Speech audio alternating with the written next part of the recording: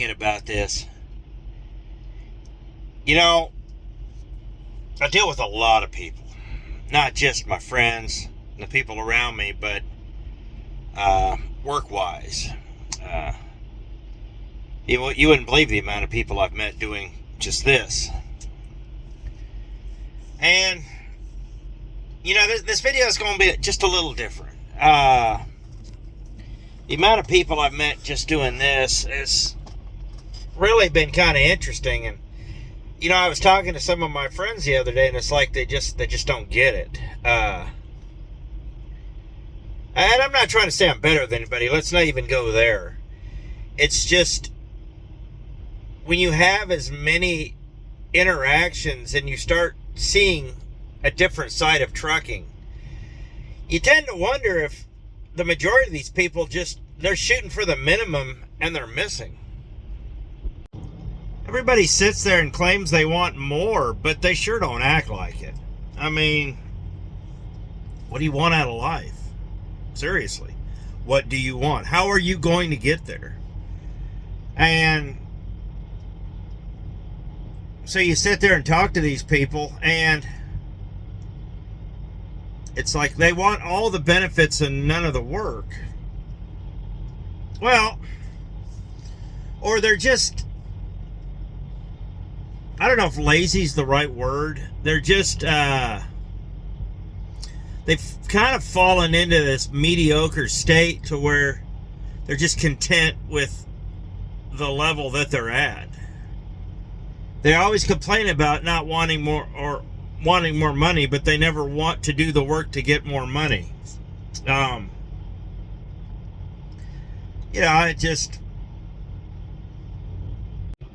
always said that words are important. Words have power.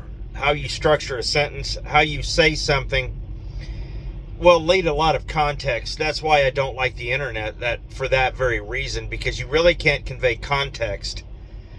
And in order to convey just a little bit of context, you have to have your word structure right and your punctuation perfect, or people are just going to take you wrong. And likely they're just going to take you wrong anyways. So I had a discussion today, and this guy keeps doing this, and I don't know why, but he said, we come out of Greenfield this morning. He was about, half an hour behind me. We loaded the same place. I tend not to run with people just because they hold me back. When it's time to go, it's time to go.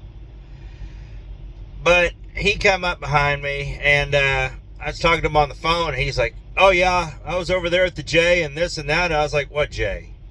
They're in Greenfield. I said, there's no J in Greenfield. It's all the same thing. I was like, it is not. And I'm getting tired. This is what I'm talking about, shooting for the minimum. You're not even correcting yourself, because I'll tell you what, words have power. This doesn't seem like a big deal, and for most people it's not. But let me tell you what could happen. He could say something stupid like this to somebody that doesn't know him or doesn't know any better, who's trying to catch up with him. Maybe they want to swap trailers. Maybe they need to swap paperwork. Things happen. And he says, oh, I'm over here in Greenfield at the J.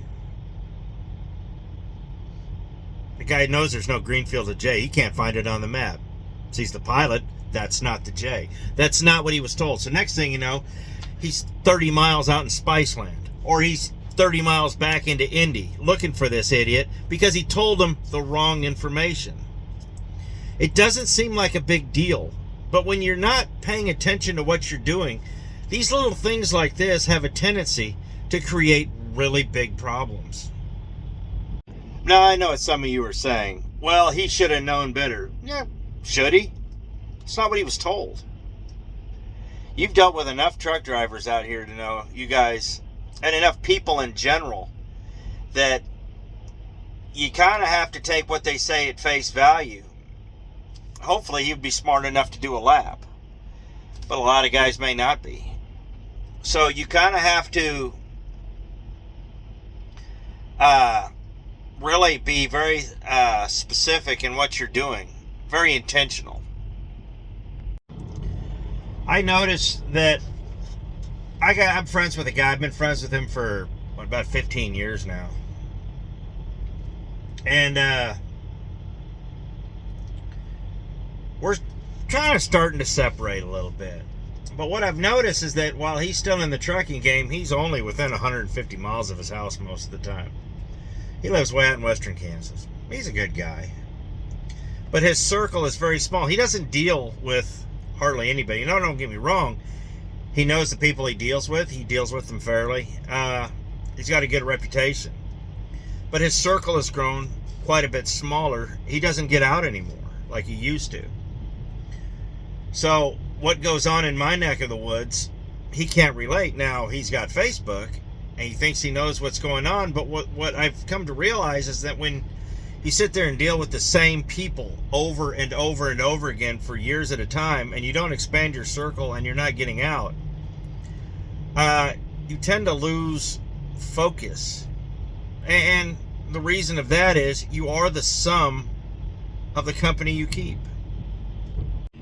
It doesn't matter how good your reputation is. You're going to be judged by who you hang out with, who you associate with. They're going to associate you with them. Now, don't get me wrong. We have to deal with people we don't like. Used to deal with a pawnbroker. Couldn't stand the guy, but he had good stuff. So I had to sit there and play the game. And in this business, especially trucking, you've got to play the game. These guys that sit here and I don't do this and I don't do that, and you wonder why, every 3 months they're pawning their pickup truck to pay their mortgage, because they won't play the game. When you play the game, that doesn't mean you're selling out. You need these people a whole lot more than these people need you. You're going to figure that out in this world that just, no man's an island. You just can't do it all alone. And when you don't expand your circle, and when you don't open your mind up a little bit, now I'm not saying you got to compromise what you're doing, you kind of tend to lose focus of the world around you. And that's kind of what's happening now. One of the things that we're losing in this country that's vitally important is your local bar. Historically, bars are more than just places to drink. They're places for people to socialize, places for people to meet.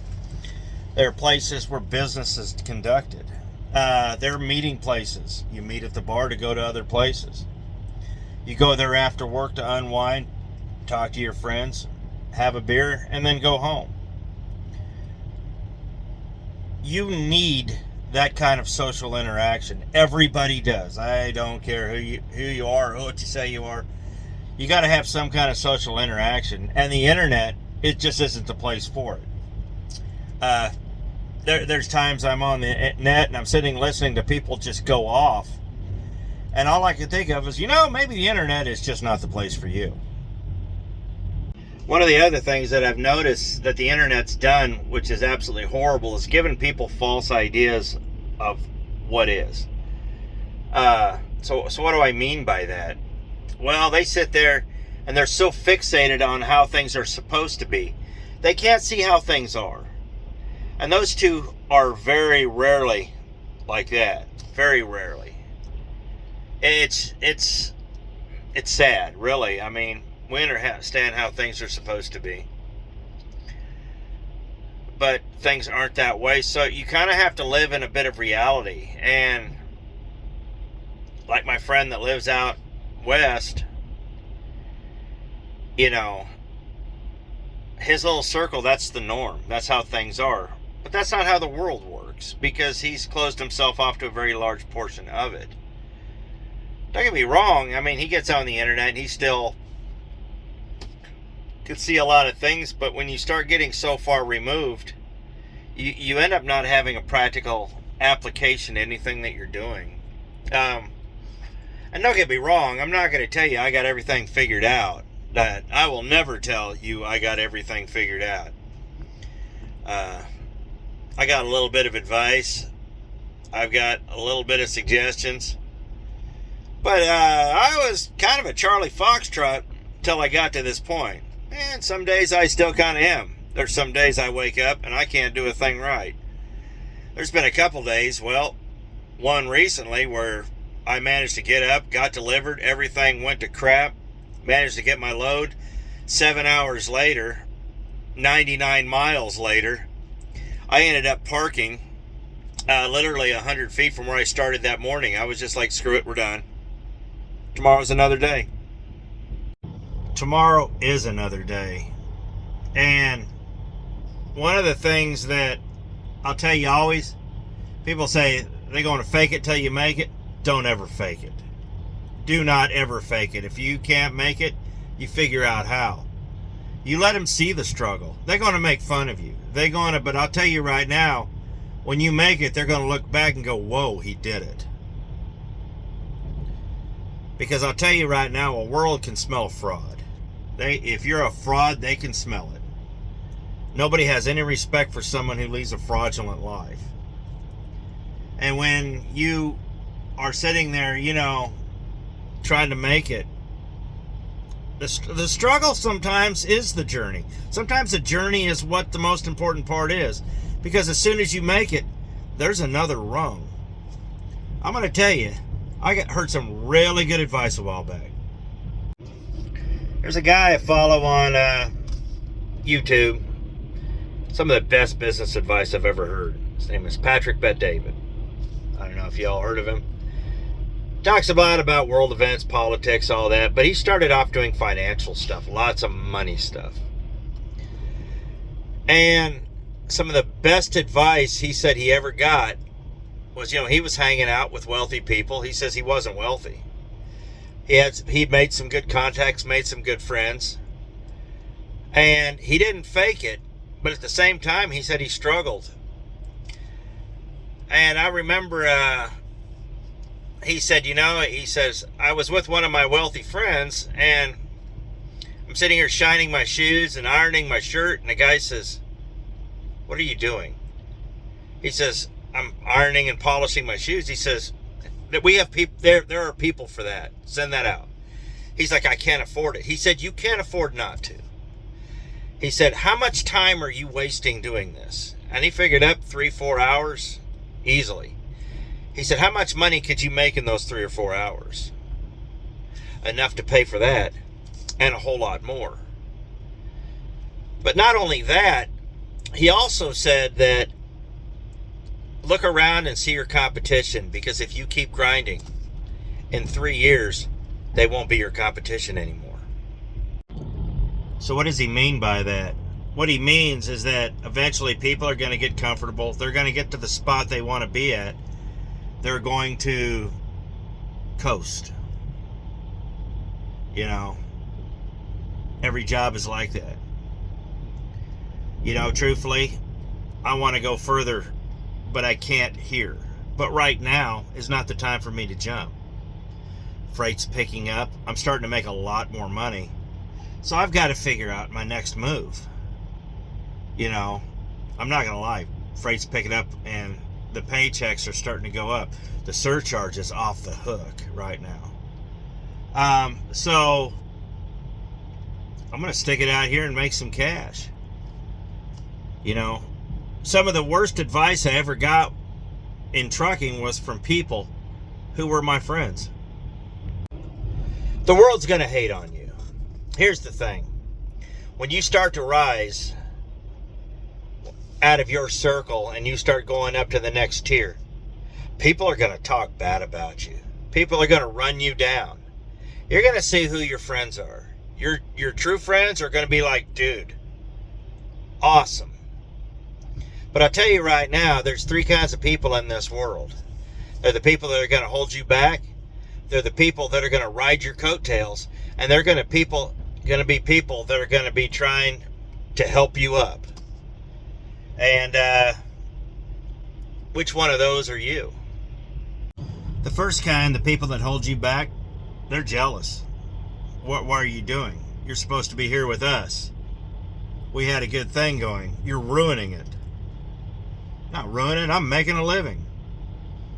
And you'll plead with them. Come on up with me. Yeah, you'll get all the lip service. but they won't come. But then you got those 2 or 3 people that are going to try to ride your coattails up and dovetail on your success. Now, if they're smart on their way up, they're going to see what you're doing and they're going to try to mimic it. And there will be varying results. But the people that are going to fall by the wayside about halfway up are the people that are trying to ride your coattails and piggyback off your success. But the problem is your success is not their success. And they'll fall by the wayside. But you're going to have that one guy that was riding your coattails that said, wait a minute, why am I riding his coattails when I can do the same thing? And he's going to rise with you. And if you're lucky, he'll be your competition. And you guys can have a very spirited friendship. Because I'll tell you right now, there's nothing wrong with wanting to train your own competition. Because that forces you to rise and it forces them to keep up. Which brings me to my last point. Everybody keeps talking about, I gotta rise, I gotta rise, I gotta rise. You do. Life is fluid. Life is really fluid. But it's all on you. And are you just going to talk or are you going to rise? Because I tell you what, if you actually cut the dead weight and rise, you're going to leave a lot of people behind. But I tell you what, something really cool is going to happen. You know, if these people around you are serious, you're either going to rise to a new group or these people are going to rise to meet you. You know, the funniest thing I ever heard, I listen to a lot of these dating podcasts and like the whatever podcast. Holy crap, what a train wreck that is. It's fascinating that these people exist. But even on TikTok and social media and all that, all these people are like, these women always sit there and talk. You men got to rise up. You men got to rise up. And I always remind them, ladies, if we rise up, we're going to want something better than what you have to offer. So if we rise up, we're going to want you to rise up. Be better. And here's the thing. If everybody rises, the world gets pretty good. We all become better. But you have to want this. You have to want this more than anything.